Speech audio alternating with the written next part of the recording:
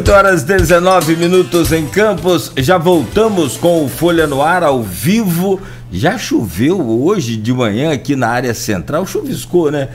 Já clareou, o céu já abriu com sol, mas a previsão para esse primeiro dia de primavera no Brasil é de tempo quente, máxima de 33, mínima de 23, agora já faz 24 graus em Campos. E é um alerta de tempo severo pelo Instituto Nacional de Meteorologia para boa parte aqui da região sudeste, inclusive, né, o estado do Rio de Janeiro também, e a nossa região e a região noroeste. Ontem houve um temporal também no sul do estado, mais complicado também, mais forte, né? E a previsão para hoje é de um alerta aqui de um tempo severo aí, principalmente a partir do meio-dia. Voltamos com o oferecimento de Proteus, Unimed Campos, Laboratórios Plínio Bacelar Vacina e o apoio de Green Energia Solar. Hoje no programa, Aloysio Abreu Barbosa, estamos conversando com o Marcelo Viana. Marcelo Viana é cientista social, é especialista em políticas públicas e gestão governamental. Aloysio, eu peço a você a gentileza de abrir esse bloco, por favor.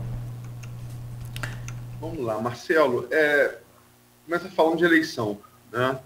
Daqui, Folha no Ar, daqui até a consumação do primeiro turno,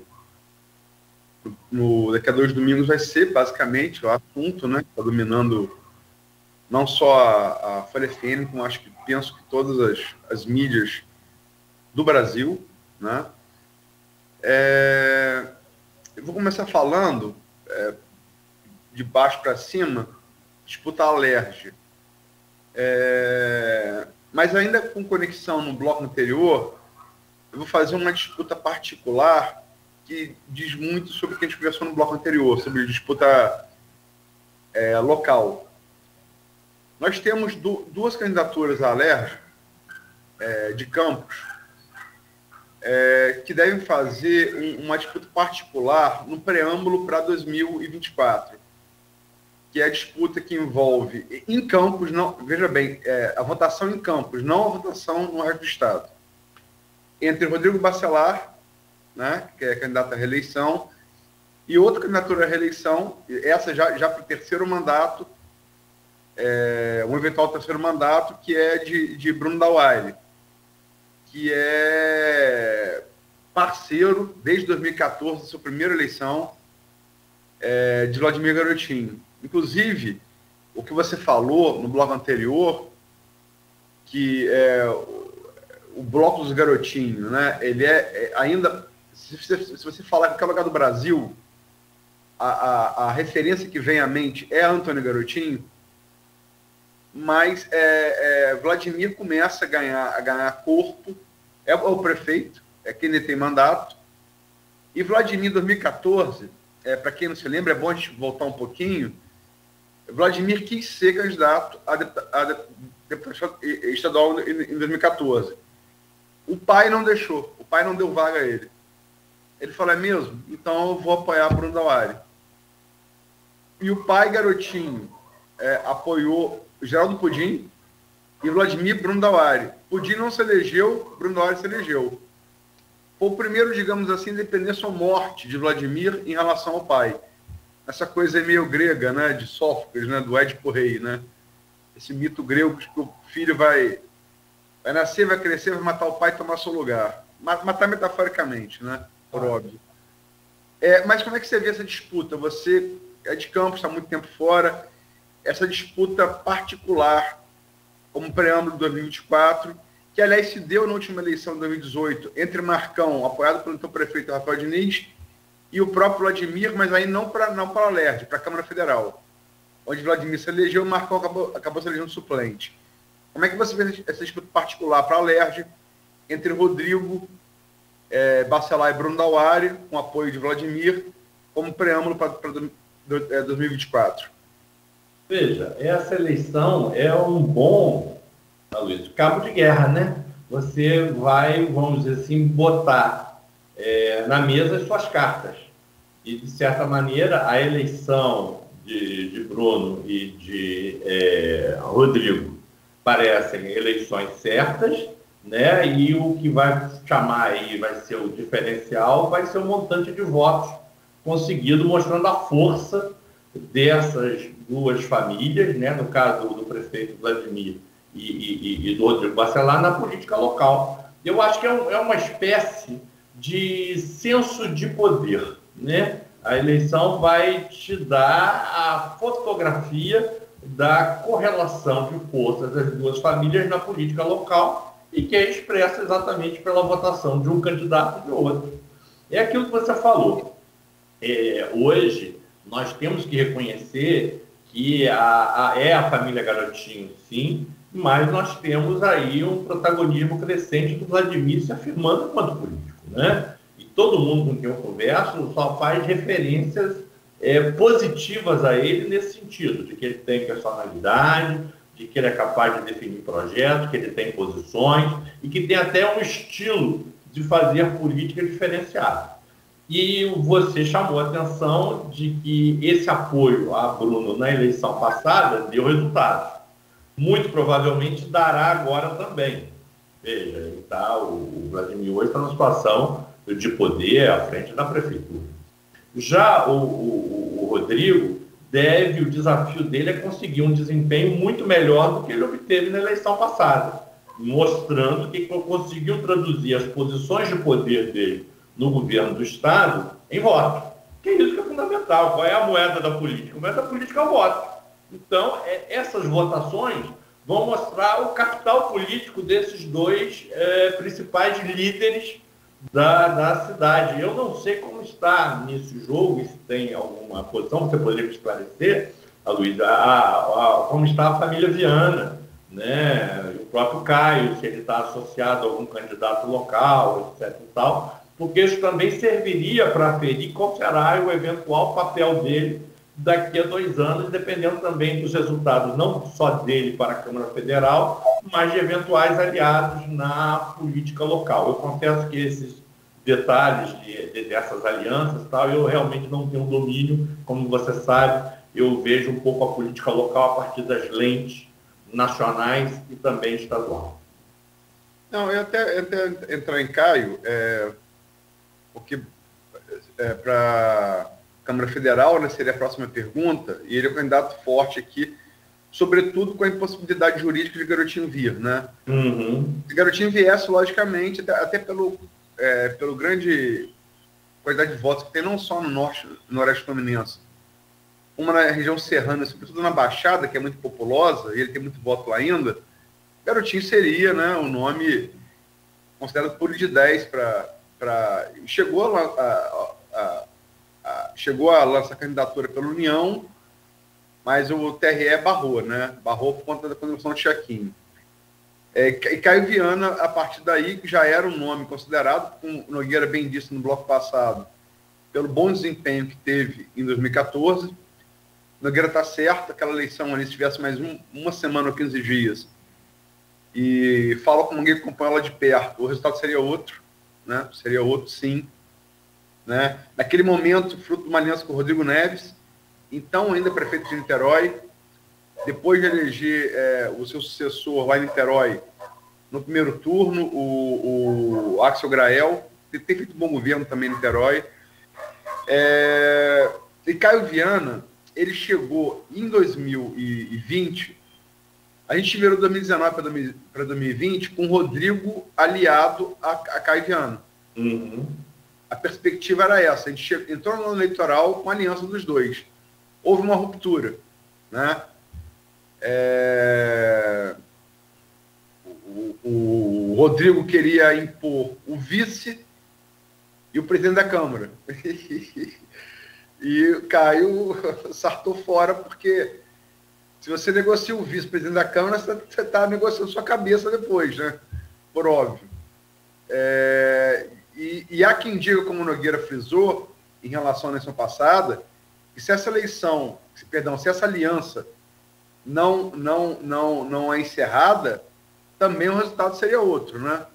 Porque o segundo turno, na verdade, só houve por conta de Rodrigo, que acabou lançando o Dr. Bruno Calil, e os votos de Bruno Calil em terceiro lugar Se ameaçar Caio mais substanciais, eles deram o segundo turno. Haja vista que Rafael Diniz foi muito mal votado, né? Então, você não tinha um terceiro, você não teve um quarto, um quinto com muito voto. O terceiro que garantiu o segundo turno. Uhum. Mas enfim, feita essa pequena digressão, como é que você vê, além de Caio, nós temos outros candidatos a federal, como é que você vê a possibilidade de Campos...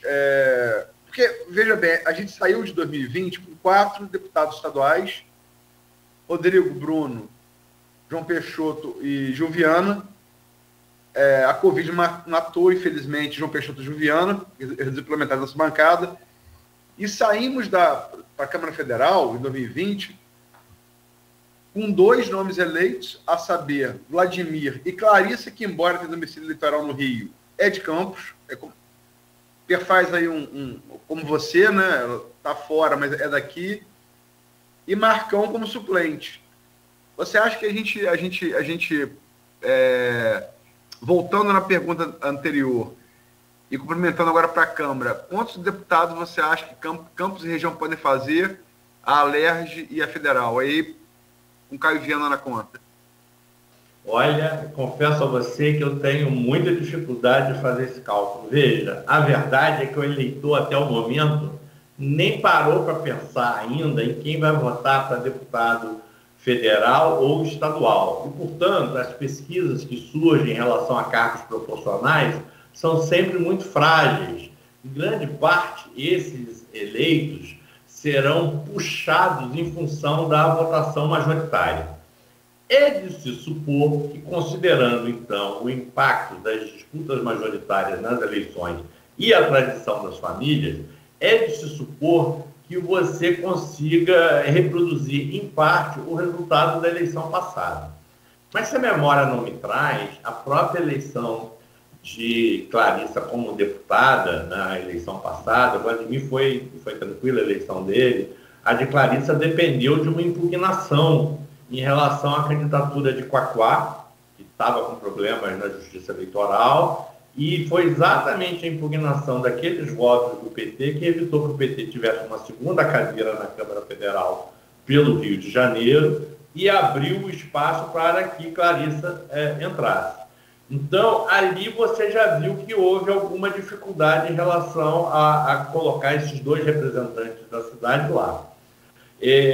Como você mesmo chamou a atenção, tem um candidato que vem aí com força, porque ele não parte só da base Campos, mas está articulado com as forças de Rodrigo Neves, do PDT, passou por lá, pela gestão exitosa de Rodrigo, que, aliás, é um candidato ao governo do Estado que foi muito prejudicado pelo contexto da disputa nacional, né, na medida em que essa disputa nacional condicionou muito as possibilidades dele na disputa estadual, mas feita essa breve digressão, voltando, nós temos aí o Caio também transitando junto a Eduardo Paes no PSD, de modo que é um candidato com grandes chances de ser eleito. Isso aí é pacífico.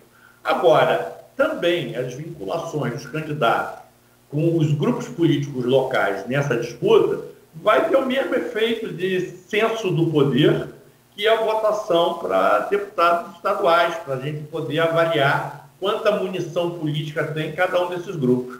Eu, claro, não me arriscaria a fixar nenhum número. Eu acho que aí, em função da morte desses 2 parlamentares estaduais, né, do João e do Gil, levados pela Covid, evidentemente que isso tem impacto, porque essas pessoas estavam aí, na política não é só o jogo das forças políticas, vamos dizer assim, em abstrato, mas tem toda a trajetória vinculada ao desempenho político de pessoas concretas. É evidente que a perda de 2 políticos como esses, que conseguiram ocupar o seu espaço, deve talvez trazer algum prejuízo nos resultados dessa eleição. Mas tudo isso pode ser compensado conforme os rearranjos dos 2 grandes blocos aí de poder, 3 até, porque, como você bem chamou a atenção, temos aí sempre que considerar a família Viana, né?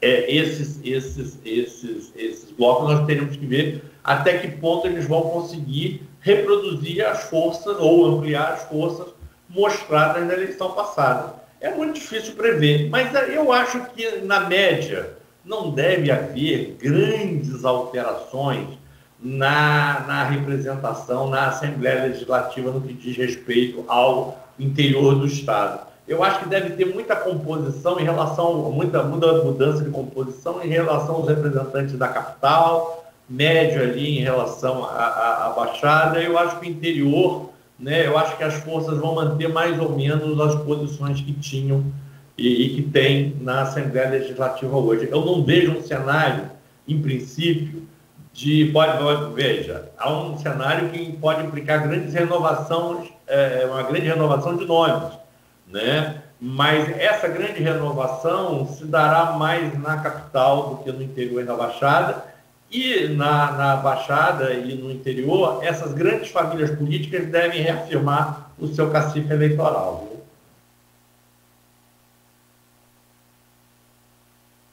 É isso.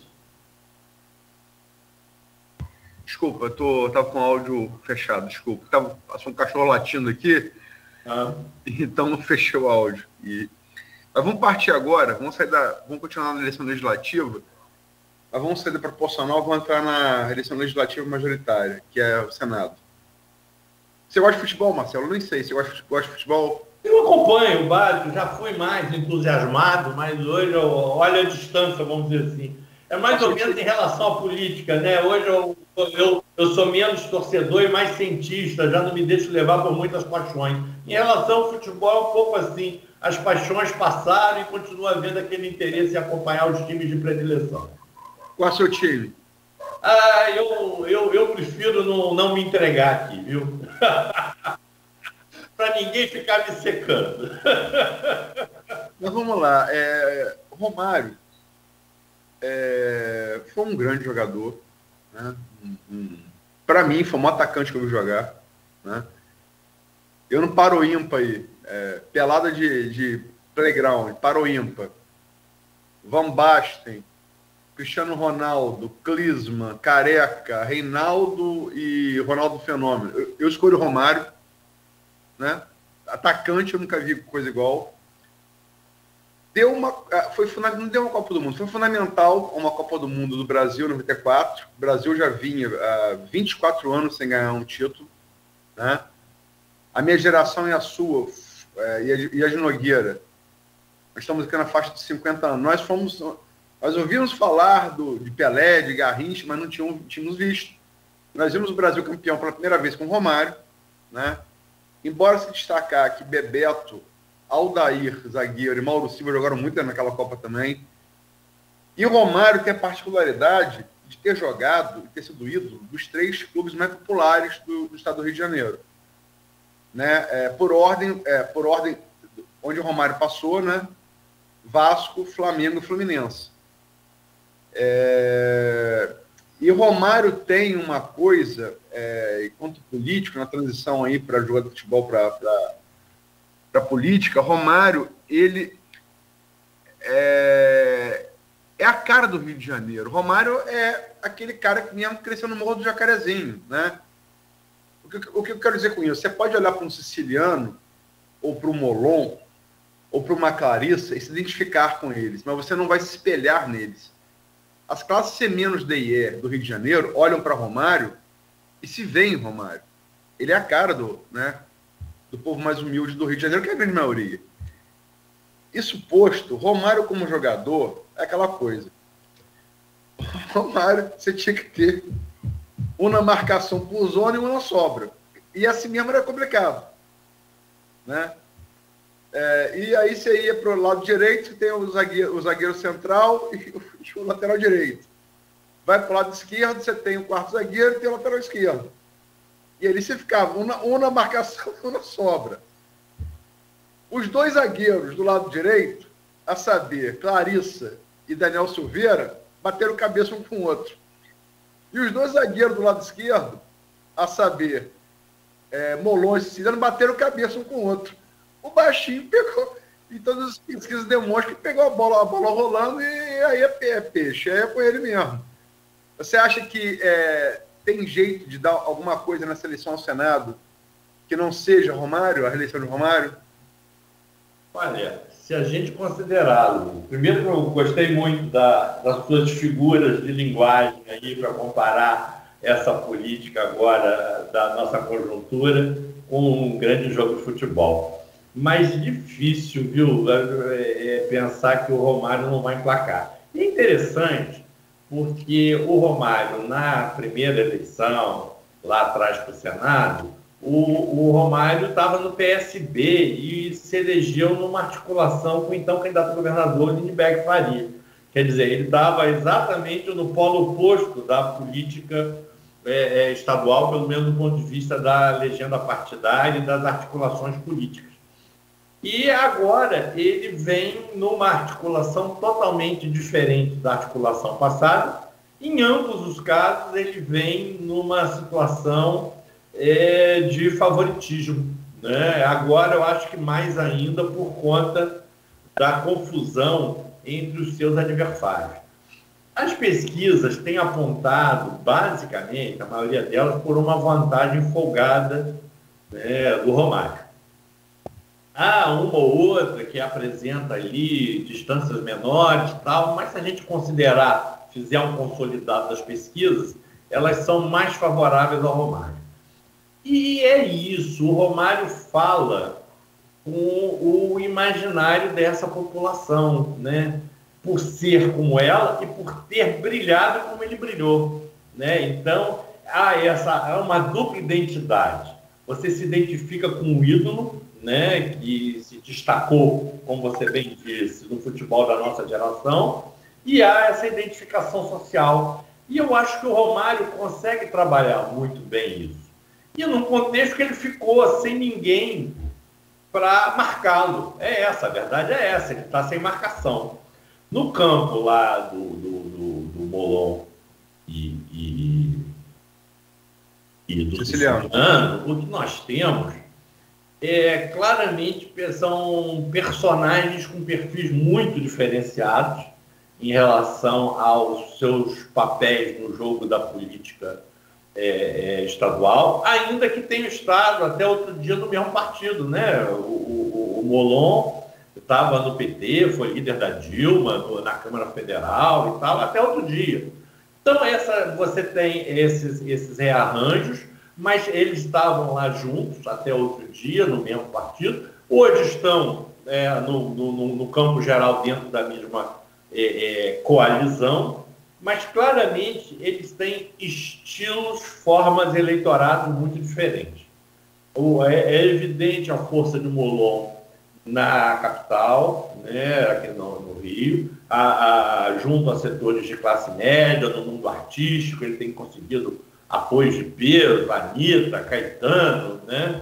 Mas a gente sabe que a Zona Sul não vai eleger ninguém para um cargo majoritário, não tem poder para isso, né? A cidade sozinha e a parte mais, vamos dizer assim, a classe média e carioca não teria poder para eleger um cargo majoritário.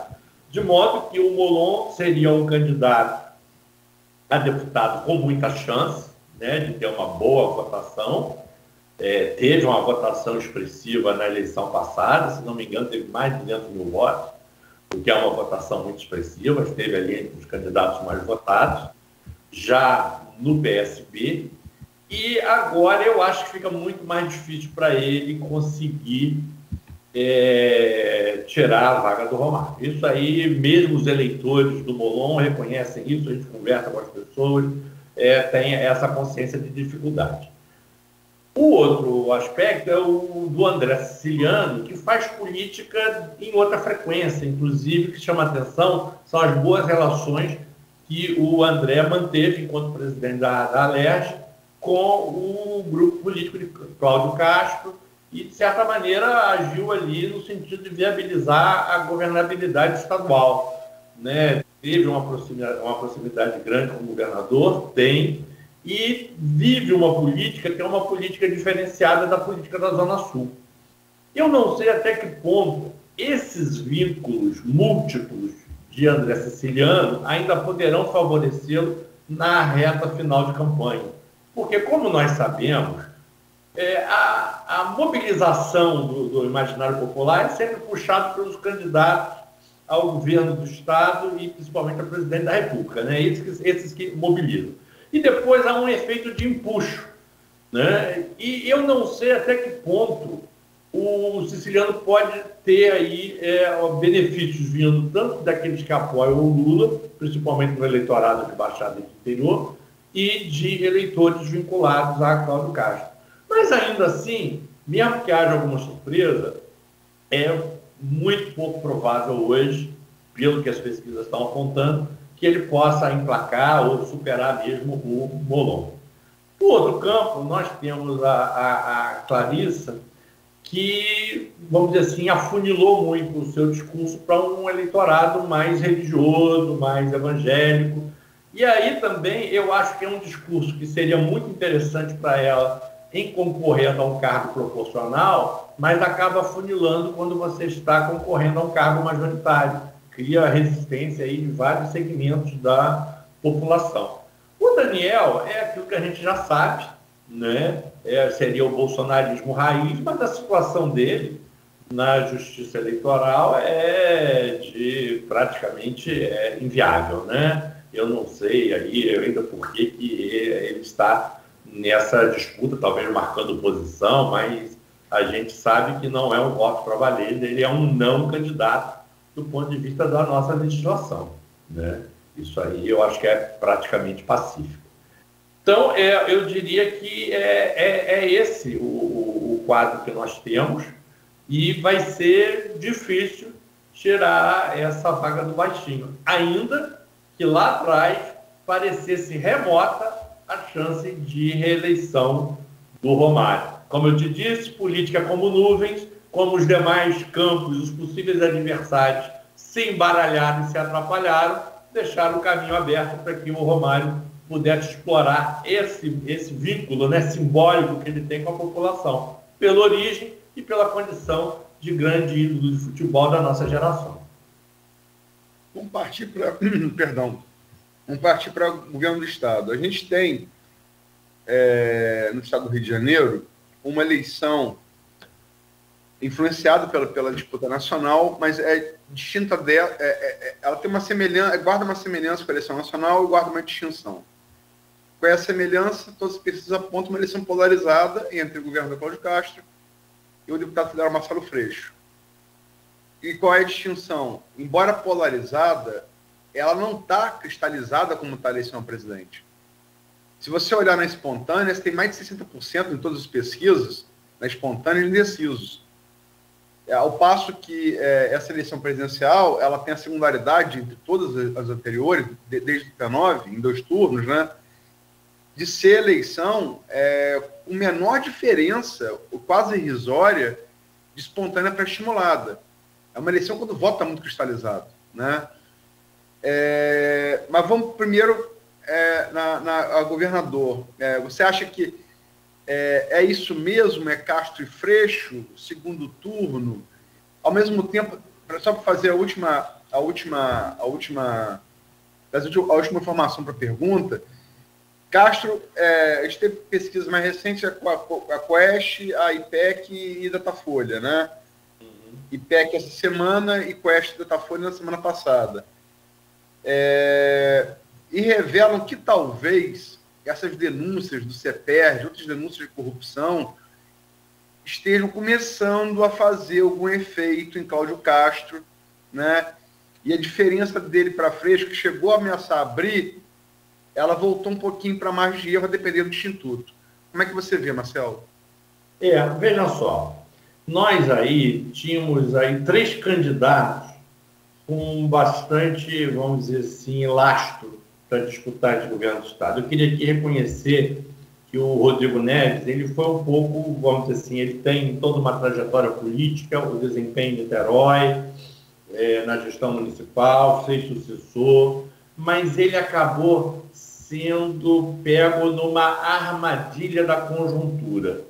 De modo que, em outras circunstâncias, se nós não tivéssemos o quadro federal tão consolidado e os vínculos dos candidatos estaduais com esses candidatos federais também tão claros, talvez houvesse mais espaço para que o Rodrigo pudesse surpreender. Mas exatamente é esse quadro federal muito cristalizado, com as vinculações, as afinidades muito claras dos candidatos. Cláudio Castro, vinculado ao governo Bolsonaro, e o Marcelo Freixo, vinculado à candidatura do ex-presidente Lula, de certa maneira, me parece que esses vínculos diminuem as possibilidades de uma surpresa estadual. Evidentemente, não eliminam, mas diminuem, porque acabaram imprensando o Rodrigo Neves numa situação de, vamos dizer assim, de colocar ele isolado, né? Você tem, ele até conseguiu um apoio importante, porque o Eduardo Paes indicou o vice, né? O Felipe Santa Cruz, lá, que é o presidente da OAB, então é um apoio importante, mas a verdade é que esse apoio até agora não conseguiu tirar o Rodrigo Neves do nível que se encontrava. E não havendo nenhuma surpresa nas pesquisas dessa semana, vamos ver hoje o Datafolha, o mais provável é que o quadro estadual tenda, apesar de não ter um nível de definição na espontânea que tem o quadro federal, o mais provável é que leve a essa polarização, Cláudio Castro e Marcelo Freixo, como candidatos para um eventual segundo turno, né? Chegou-se até a cogitar, em algum momento, parecia que havia uma disparada do Cláudio Castro, que poderia trazer talvez uma reeleição dele em primeiro turno, que surpreenderia bastante, considerando a forma como ele chegou, né? A gente, como todos sabemos, Cláudio era vice do Witzel, não chegou ao cargo por meio de uma candidatura própria, né? E, portanto, seria surpreendente até que ele pudesse chegar agora, eventualmente, a uma reeleição no primeiro turno, por mérito próprio. Mas isso chegou até a ser cogitado, era possível de se cogitar em função de uma ou outra tendência verificada em pesquisa, mas como você chamou a atenção, a boca do jacaré fechou, né? Essa aparente disparada foi um pouco abortada, é o que indicam as pesquisas, e estabelecendo uma maior paridade na disputa dos dois. De modo que é razoável supor que nós teremos um segundo turno aí entre Castro e Freixo.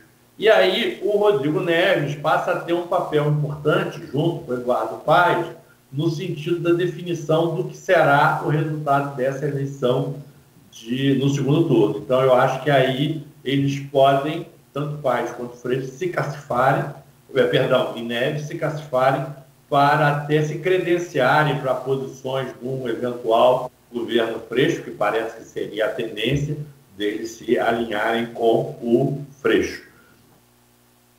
Se nós não tivermos aí enfim, como eu já disse aqui, a política é sempre uma caixinha de surpresa, eu acho que o jogo vai caminhar nessa direção e nós provavelmente teremos aí uma disputa forte no segundo turno entre Freixo e Castro. Também as pesquisas eleitorais apontam para uma disputa bem equilibrada. Talvez a variável que possa influir nesse processo de favor de um ou de outro seja exatamente esses problemas envolvendo esquemas de contratação de fantasmas, corrupção, todas essas denúncias que estão surgindo nessa reta final de campanha que estão atingindo aí fundamentalmente o atual governador.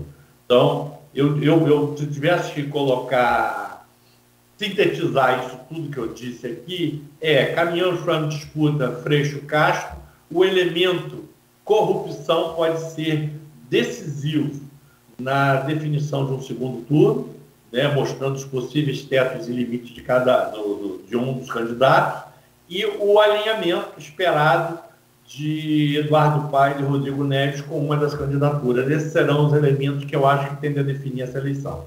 Mas, Vejam vocês, na eleição passada, que realmente foi muito diferente dessa, nós tivemos, na última hora, um Witzel atropelando contra tudo e contra todos.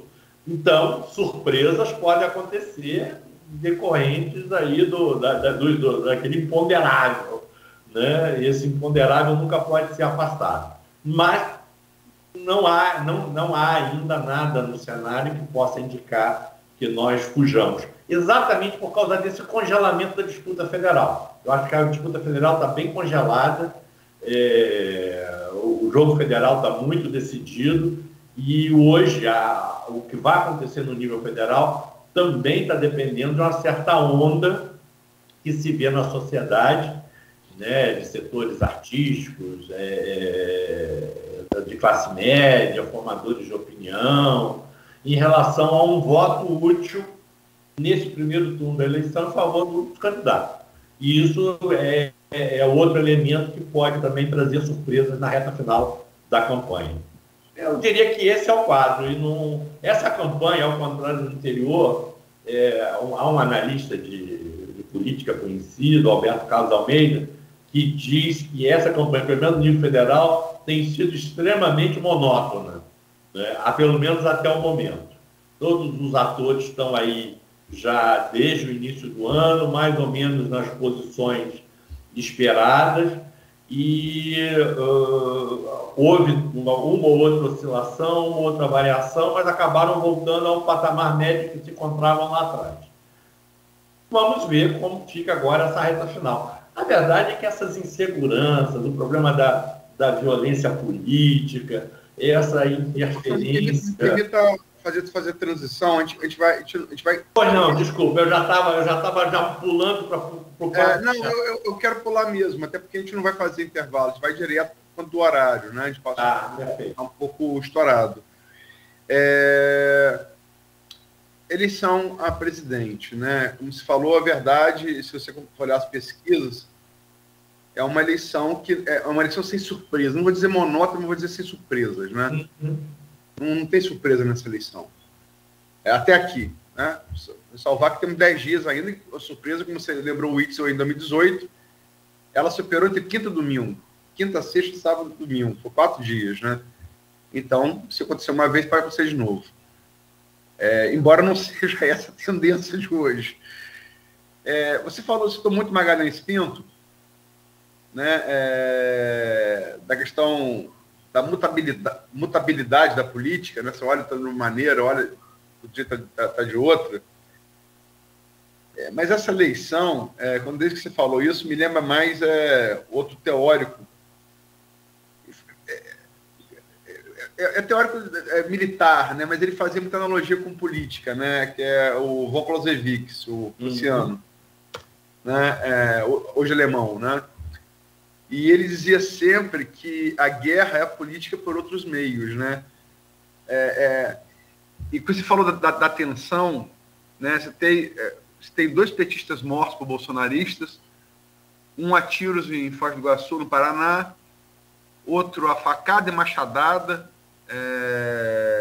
no município, numa chácara do município do Mato Grosso. Você teve de ontem para hoje uma entrevistadora da Datafolha agredida por bolsonarista, né? Às vezes, invertendo aí Clausewitz, parece que a política no Brasil virou a guerra pela guerra mesmo, né? Não é nem outro meio. Parece que o que é preocupante, por óbvio, né? É preocupante. Há que se lembrar que o próprio Bolsonaro foi vítima dessa violência em 2018, ao receber uma facada no abdômen de fora, né? Enfim, como é que você vê a eleição a presidente e como é que você vê esse critério dessa inversão do princípio do nosso amigo Clausewitz? Veja só, eu acho que já está passando da hora para os candidatos todos fazerem um apelo a seus respectivos eleitores para que mantenham a tranquilidade, né, e garantam, vamos dizer assim, o fluxo normal do processo eleitoral. Eu acho que principalmente o Bolsonaro, já deveria ter feito uma manifestação mais clara no sentido de pedir tranquilidade. Mas parece que não vai vir. Como a situação dele é adversa nas pesquisas, a postura tem sido bastante negacionista em relação à eleição, em relação à pesquisa, em relação à abordagem do processo eleitoral. Veja, o presidente Lula conseguiu na semana, agora, nesses últimos dias, um feito que impressionaria mais ainda se nós estivéssemos em condições normais. Ele conseguiu um arco de aliança que vai do Boulos a Henrique Meirelles. É um negócio impressionante, né? Passando por toda aquela diversidade de posturas e vieses do nosso espectro político, né? Trouxe a Marina, Cristóvão Buarque lá, e conseguiu colocar até o Alckmin como vice dele. Então, essa postura, eu acho que ela só foi possível porque houve um certo alerta de incêndio, de que alguma coisa anda muito errada na atual eleição em relação à tradição das eleições presidenciais durante aquilo que a gente pode chamar de República de 88. E eu acho que a grande novidade nesse processo foi o infeliz retorno das Forças Armadas a um papel de partido político, aquilo que alguns cientistas têm chamado de partido militar. O fato é que as Forças Armadas estão tendo um protagonismo explícito na atual eleição, que é aparentemente inédito. Houve também alguma atuação em 2018, mas foi uma atuação mais matizada, não dessa forma ostensiva.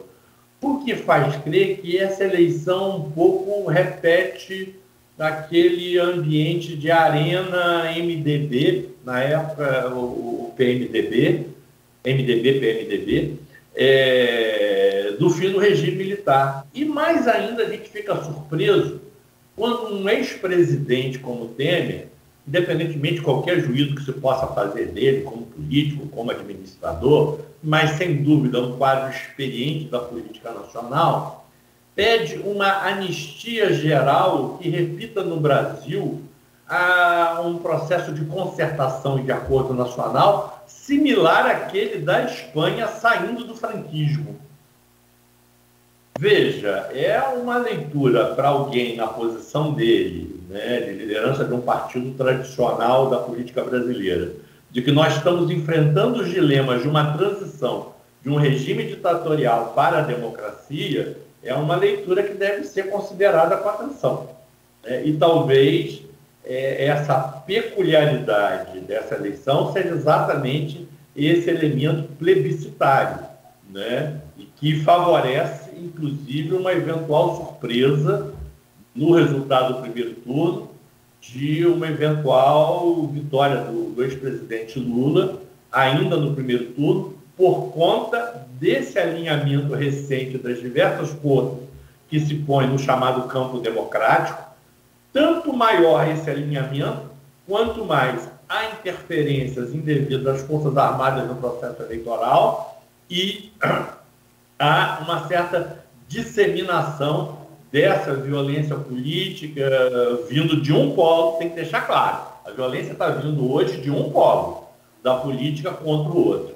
Eu acho que esse cenário ele é totalmente dissonante em relação à tradição eleitoral desse período pós-Constituição de 88. Viu? Nós já tínhamos tido algum precedente em 2018, você chamou a atenção corretamente do atentado contra o Bolsonaro no período eleitoral passado, e se tem alguma coisa que exigiria a responsabilidade de todas as lideranças políticas, de qualquer ponto do espectro político-ideológico, é uma ação consistente para manter o país em paz, não permitir que as paixões políticas que são estimuladas no processo eleitoral saiam do controle.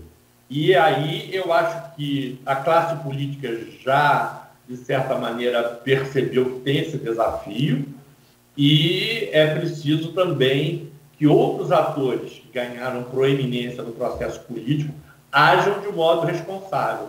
Nós não temos espaço internacional hoje para cometer aventuras que nos coloquem num ambiente de total incerteza, num mundo que esta semana está entrando num ambiente de total incerteza com a escalada do conflito na Ucrânia e a mobilização que está sendo feita na Rússia, agora sim, o processo de guerra declarada se iniciando, e claramente não é uma guerra Rússia contra a Ucrânia, é uma guerra Rússia contra a OTAN.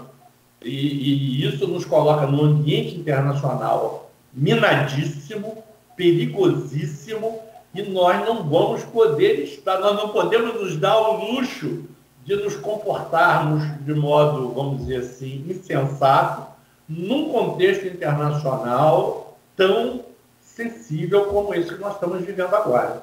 Né? A gente está aqui um pouco contaminado pelas nossas disputas nacionais, mas o quadro internacional hoje inspira muito cuidado, pois o risco é de uma escalada do conflito, não só na frente ucraniana, do conflito Rússia com a OTAN, a Ucrânia é só o mandatário, né, o procurador, como também há uma zona de tensão crescente envolvendo os Estados Unidos com a China, no caso Taiwan.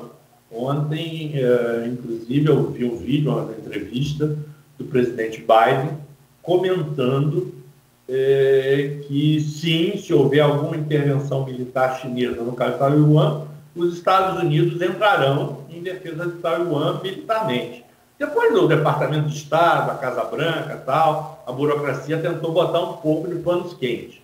Mas tudo isso é um termômetro, né, que indica uma temperatura muito elevada no quadro internacional, envolvendo potências nucleares. Né?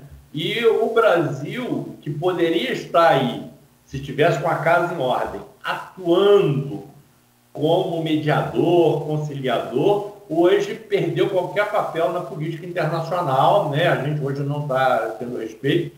E, de certa maneira, essa eleição nacional, ela tem que nos trazer um ambiente de pacificação interna, de colocar nossa casa em ordem, para que a gente possa ter um papel positivo no cenário internacional e para que, eventualmente, a gente não se ponha em apuros por absoluta imperícia na condução dos mecanismos de política externa. A situação é muito mais sensível e preocupante do que parece. Desculpa essa digressão sobre política internacional, mas é uma área em que eu tenho especialidade e confesso para você que eu acho que desde o fim da Segunda Guerra Mundial nós não passamos por um momento tão sensível em termos de cenário geopolítico global. Talvez só a crise dos mísseis de Cuba, né? Talvez seja... Sim. Sim, talvez seja a precedente mais próximo do que nós estamos hoje vivendo no cenário internacional. Marcelo, se você quer arriscar uma projeção para a eleição presidente, para a gente terminar, arriscaria? Eu acho que a gente tem que ficar de olho nesse acirramento do ambiente eleitoral que pode favorecer uma eventual corrente de voto útil em favor do ex-presidente Lula contra o presidente Bolsonaro. Né? Eu acho que essa é a grande incógnita. Né? As pesquisas têm mostrado ali um ambiente limítrofe em que eventuais movimentos do eleitorado podem vir a definir a eleição ainda nesse primeiro turno. Como disse, cientista social não é evidente, mas a formação de uma frente tão ampla, como eu disse, que junta Henrique Meirelles Zabosso em apoio a Lula, é um indicador de que há um movimento profundo na sociedade de rejeição a essa política como guerra, ainda que essa política como guerra tenha aí sua base eleitoral forte, que permite que ela chegue a este ponto da eleição com a força que chega. Mas eu acho que esse é o divisor de águas, viu? E acho que o cenário internacional não aconselha nenhum tipo de aventura que leve a algum tipo de ruptura da previsibilidade institucional dos processos decisórios, né? Eu diria que nós, na história recente, talvez não tenhamos passado por nada similar. Nossa geração provavelmente não viu nada similar em termos de riscos para o país, tanto no ambiente nacional como no ambiente internacional. Então, eu diria que é por aí, se surpresas surgirem, provavelmente serão nessa direção. Agora, nós sabemos também que esses elementos de manipulação cibernética da vontade do eleitor se desenvolveram e se fortaleceram nos últimos anos, né? Essas redes sociais, e isso traz um elemento de grande imponderabilidade. Mesmo países com uma tradição cultural democrática consolidada, como o Reino Unido e os Estados Unidos, se surpreenderam. Um com o Brexit, né, a saída do Reino Unido da União Europeia, e o outro com a eleição do Trump, que também era imprevista. Então, eu diria que nós temos alguns fenômenos novos que introduzem riscos adicionais a todos esses que eu mencionei aqui nessa última, e eu acho que conclusiva, abordagem. Se deixar, a gente vai querer explorar mais aí o seu conhecimento, mas a hora avançada já e não nos permite, pelo menos desta vez.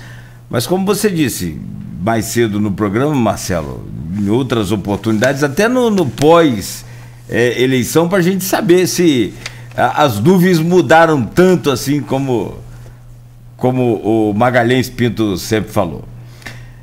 Né? Vamos aguardar. Agora, uma coisa é certa, né? Que você tem grandes lideranças políticas e que são inegáveis, como, por exemplo, nas negociações de candidaturas, de apoio, como é o caso do Lula, aqui no estado do Rio, aqui em Campos, né, especificamente, o próprio Garotinho também tem essa coisa dessa liderança. E isso se põe em prática agora, nesse momento.